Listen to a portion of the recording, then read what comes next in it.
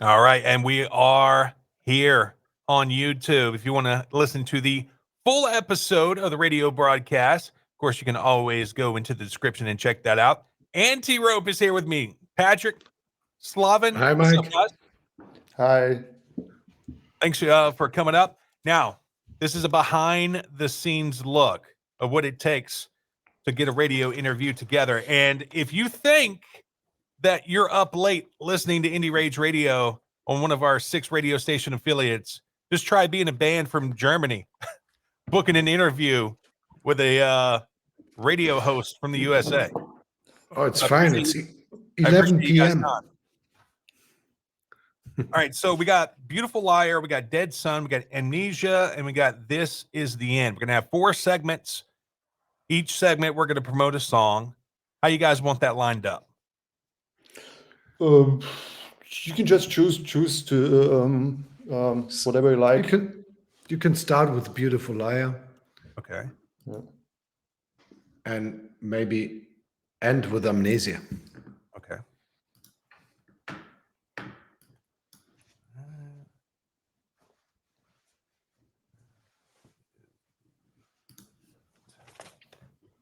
All right, very cool. All right. My mic won't stay in place. All right, here we go. First segment in 3, 2, 1. Indie Rage Radio, IndieRageRadio.com. We are joined from Germany, the band Antirope. We got Patrick. We got Slavin here with us. Guys, what's up? Hi, Mike. Hey, Mike, what's up?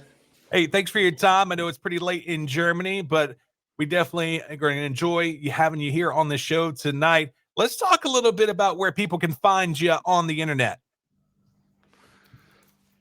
They can find us on antirope.com, and there's links to all social media platforms. So yeah, they can find us on Spotify, Apple Music, and yeah, kind Definitely. of the normal digital ways nowadays. The whole That's right. package. Channels. Yeah. Go stream them. Go find them, antirope.com. Get some merch. Support this band. Now, guys, let's get to know you a little bit better. How'd the band meet? Yeah, this is I met Patrick back in 2006 or 2007. I think we were in a band before, and back in 2015 we started another band, which is now Antirope. So yeah, it's so we go way back. Yeah, in 2015, we had no real band name. This was the problem, but it was the beginning of Antirope. Yeah. And speaking of that, how'd you come up with the name Antirope? Is there a special meaning behind it, or? No, it was very difficult because the album was finished, and then we thought, okay, now we need a name because we can't release an album without a name. We had a name, but the name was not the right name. So I said to the band, okay, the album is finished. It's mixed. We need a name. We have 48 hours and everybody's doing a list. And then we will have to take one of these names. And Antirope was on Slavin's list. Nice. Yeah, because it was a really tough situation because when you're trying to find a good band name, it's pretty difficult because everything is already taken. You just need to Google it, and you're losing your mind over it. But yeah, Antirope was free, so we liked the name, and yeah. Definitely. I think it fits to the music. Before, the name we had in 2015 was Port, but when the album was finished, there was already a band called Port, and when you Google Port, it's like crazy. You get like all ports of the world first, with the ships and everything. Yeah. So Antirope is better. I wonder if you ever saw the port of Lake Charles from where we're at in there. We got I saw all kind of ports when Googling. And when I go to festivals or when I'm going to a show that has a multiple bill, like a bunch of bands on the bill, I look for band names that intrigue me. And that's one of the things you guys did a good job, because Antirope, when I saw your name of the band, I was like, whoa, I got to check these guys out. Oh, that's cool. Cool. That's Yeah. cool. But that was this nowadays it's so difficult to find a band name because all cool words are already taken. Everything. So you can't find a normal name that makes sense like Kiss or Slayer, you know. So Antirope doesn't make real sense, but it sounds good and looks good. And this was why when it was on Slavin's list, I thought, oh, that one is cool. Yeah. Yeah. Yeah, when you were talking about how you guys came up with the name, it kind of reminded me. Have you guys heard of the band called The Fray? No. No. Oh man, you got to look up The Fray. They're kind of like a pop rock band that got big here in the USA. But Okay. essentially, they finished the record. They didn't have a name for their band, kind of like you guys. And essentially, the record label was like, "Look, you got to pick a name tonight." And Yeah.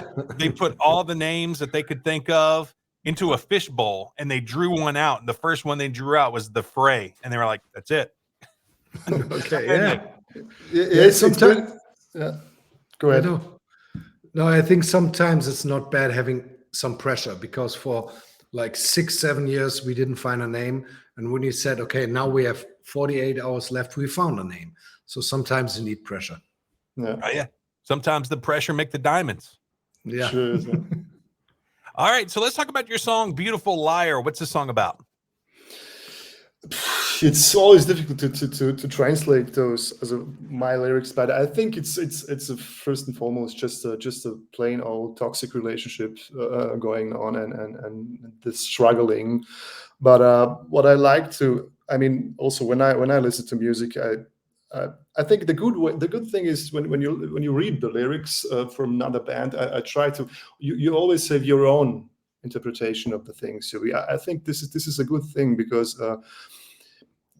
I can't always tell you what's about. It's just kind of random words coming out of my mind. So in the end, and when I read my lyrics, I say, okay, this does make sense to me. So it's kind of I'm not having a plan whenever writing the lyrics. It's just simultaneously writing and playing the riffs. So yeah. Right Yeah, on. so everybody can have his own interpretation. But what's funny about Beautiful Liar, this is one of our old songs from 2015. And it was totally different. It was more like, I think our music has many influences, but not punk. But this one was a little bit poppy punky. It was a very fast track. And yeah, and when we got our new bass player, my sister, by the way, I wanted to show her the riff. So I slowed it down to show her. And then I started bending the string, and I thought, wow, that's cool. That's much better. So it went from a really fast song to a really, really slow, doomy song. So and we thought about just putting in the original version because we recorded this, putting in on YouTube. But then when we wanted to put it on, Slaven and me, we said, hey, this is not Antirope. Yeah, This is a whole another band. Yeah. we can't upload it under the name Antirope because it's so different. So we didn't do that. Still.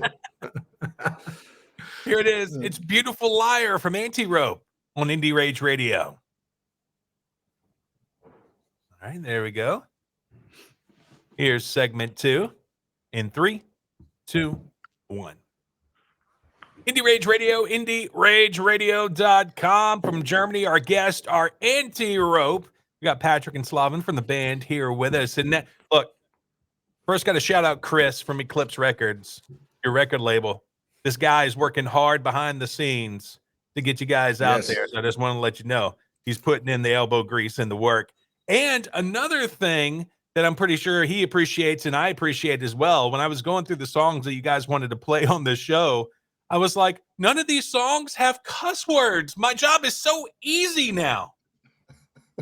What I words? really appreciate that. You mean crosswords? No, swear words, cuss words. As a curse word. Oh yeah. Yeah, we didn't have to do the explicit lyrics Stan having on a Yeah, it's very radio friendly. So yeah, it thank is. you very much. Yeah, there's no violence, no. No cursing, no. So let's talk about the new album, Amnesia. It's out now on Eclipse Records. It's your debut album. How cool was that to have your album out there worldwide and have a record label starting to push you guys? Oh, that was very good because I think a band had one. There was a bad thing about a band because we always started, one of the most important things for us was making music with friends, as with good people. Of course, they had to be good musicians too. But after all these years, it was important for us to have a very like a family vibe in the band. So the first years we made an EP, but we never released it. We made new songs and again new songs, and then we saw it's bad for the chemistry just to not to release something. So when we said, okay, we're gonna do Amnesia, it was kind of pushing us. So we really had to choose out of all the songs, which one will come on the record, and yeah, and then we just did it. We recorded it live, and I sent it to Chris because I knew Chris because he was releasing an album of my former band, and Chris said, "Yeah, that's great. I want to release it." So everything. The first years were so slowed down, and suddenly everything went so fast. So it was very cool, but it was time for it. So we lost enough time, but maybe the time was good because, as I told you, The Beautiful Liar didn't sound like Antirope at all. So we needed maybe the time to get this Antirope sound. The debut album would have sounded totally different if we would have recorded it in 2017. Yeah, That's for sure. Yeah. Most definitely. And speaking of recording the album, you produced the album at your studio, Studio 6.0. Tell us a little bit about that. Yeah, back in the days, I produced a lot of bands, especially metal bands in Germany. Like I'm sure you know, like Lacrimas Profundere. I produced 3 albums of them, and now life has changed a little bit. I have a new company, and I just do the studio for Antirope now. But I wanted to record the album live, because when you're producing an album track by track, you always try to get the energy of a band. So of course it's possible, but it's a lot of work to have the energy of the band in a track by track recording. So for me, it was important to prepare the band before the recording, so we could record the album live, and I think it's you can feel it. It's really authentic. Because we didn't overdub any tracks like, oh, I did a mistake here or there. No, the tracks are really live. Of course, we practice enough, so there were no major errors on it. Yeah, and I like it. You play a song while live recording like 3-4 times, and you feel it while playing. So wow, this one had the right feeling, and yeah, and we recorded the album in 1.5 days. And then, of course, the vocals, but everything was very quick because we were well prepared. I think this is the main thing, to prepare the band, that the groove, the rhythm section and everything is really getting easy. Because if you know how to, it's not about playing. I think the main thing is performing a song. Right. The album is out now everywhere where you buy your digital tracks. Also check them out, antirope.com. Get the links there as well. Let's talk about the song Dead Sun. What's this song about? Well, Dead Sun is kind of a post-apocalyptic song. It's kind of a world going to an end scenario. It has kind of that feeling. And I think also that for me, it's kind of everything's going down, and I don't care. So that's kind of a vibe from the song I'm getting. So everything is crashing down, nothing matters anymore, and you're just fine with it. And yeah, so that's the kind of main idea. So you just accept it. Yeah. There's nothing else you can do. Is it how it is? Yeah. Yeah. All right, here it is. It's Dead Sun on Indie Rage Radio. All right, very good. All right. Segment 3. In 3, 2, 1.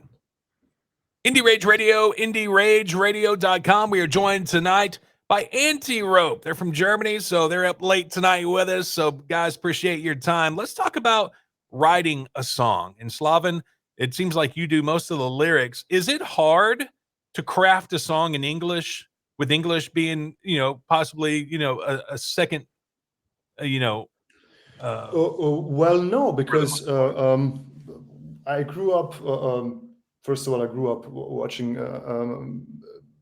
American movies with a subtitle, so I was always kind of listening to English, and I'm listening to music since I'm 6 or 7 years old, always in English. So it's kind of a normal thing for me. And no, I don't find it hard. It's kind of the way it is. And when I'm writing these songs, I always kind of write the riff and lyrics simultaneously, instantly. So I'm kind of building those blocks. And no, it's not too hard for me. No. Awesome. And, when I think of shows or concerts in Europe, I have the views of, these huge festivals where hundreds of thousands of people are seeing the Foo Fighters or Metallica. What is it like for, the independent artist? What's the local music scene like around in Munich? Oh, the local music scene in Munich is great, I think. So of course you can't compare it. I think you just thought about Rock am Ring or Wacken. Yeah, Wacken is amazing. This is really, I think it's one of the biggest metal festivals in the world. But it's very difficult to get there or to get a slot there if you're not a well-known band. So the independent, but you have a lot of festivals, even like half big ones in Germany, where smaller bands have the possibility to play, and you have a lot of clubs, cool clubs. As a music listener and as a musician, I like everything. But as a music fan, I prefer small clubs because it's more intense, I think, than big open airs where you're far away and the band is like this. You can't even see them. You have to look on the screen. So I like, and we have a lot of small, really nice clubs. Have you guys ever heard of Project 86? 86? 86? No. Project 86? No, what's that? That they're a band, but I went to go see them. You're talking about small clubs being a great vibe. I went to go see them it was like a skate rink, like where people roller skate, and it was turned into a venue. And the place was so small, like we were packed in like sardines. The condensation that was coming off of everybody, the steam, got the place so slick. They had to take everybody out the venue between bands, and they had to wipe down the floors because they were scared somebody was going to break their neck. It was amazing. Yeah, I saw. I don't. You heard of Red Fang? Yes, the band. Yeah. I saw them. This was my last small club gig, and it was the same. I mean, we were sweating. It was loud. It was packed. It was a cool experience. Yeah, for sure. But I think it's the same in America. In America, there's in New York the CBGBs and all these smaller clubs, and I think most of the bands love playing in these clubs because there's an excellent atmosphere. You're very close to the audience. Mm-hmm. Yeah. No. Yeah, even these days, you'll see these major touring bands that just do these secret pop-ups. Yeah, exactly. Yeah, they did. I saw Anthrax, like it was just before Corona, in a and they played their Among the Living tour, so the whole Among the Living album in a very small venue. Wow! And everybody was freaking out. We were not 20 anymore, but everybody was 20 again. Yes. So So I think, and then I saw Anthrax on an open air, and it was okay, but it was not the same, not comparable, Right. not at all. I think Anthrax is a club band. Oh yeah. Yeah. Any hardcore band is going to thrive in a club because Yeah. you want, like we're saying, you want to sweat, you want to push some people around, and then when you go home, you want to make it sound like you're listening to a seashell for about 4 days. Yeah, exactly. And those bands like Agnostic Front, I never saw them on a German festival. Of course, maybe they were playing, but this is a band. It has to happen in a club, I think. Most definitely. Let's talk about the song "This Is the End." What's this song about? I think it's about, when you kind of you have it's kind of, you have a two persons, your ego and your super ego and alter ego battling each other and trying to see who's going to win this time. So this is kind of about I would not say so harsh, but kind of internal struggle within. So yeah, it's kind of a theme for the song. Here it is. This is the end on Indie Rage Radio. All right, very cool. So segment 4 is kind of like it's at the end of the show. We're up against the clock, so we're putting a wrap on everything, a nice little bow. Okay. So here we go. In 3, 2, 1. Indie Rage Radio, IndieRageRadio.com. Sadly, our time with Antirope is coming to an end. Slaven, Patrick, thank you so much for your time. Appreciate you guys being on the show. I know it's late over in Germany, and you guys are taking one for the team tonight. Thank you, Mike. for having Thanks us. a lot for inviting us. Thank you. Yeah, definitely go check them out online, Antirope.com. Also, Facebook and Instagram at Antirope, Twitter, Antirope Music, and TikTok, Antirope Music. Man, go stream their music. You got Spotify. Put them in, dial them in. Get that album. It's brand new. It came out in July. Yeah. Amnesia is out wherever you consume music. Go buy the tracks, go stream the tracks, get yourself some merch. Check these guys out because they definitely deserve it. All right, so we've come to the end. You guys have given us the ins and out of what's going on right now with Antirope. What's the future going to look like for Antirope? Well, we're going to have a lot of songs. I think we already have a couple of them already finished. And I think it's trying to get some gigs, trying to make some recordings, and play. We're working on the new songs of the second album already, and I can tell the new ones are. I think it's gonna be even a step up from Amnesia. So we are very happy of the songwriting right now, but and we want to play some shows. So, but yeah, we're working on it. Yeah.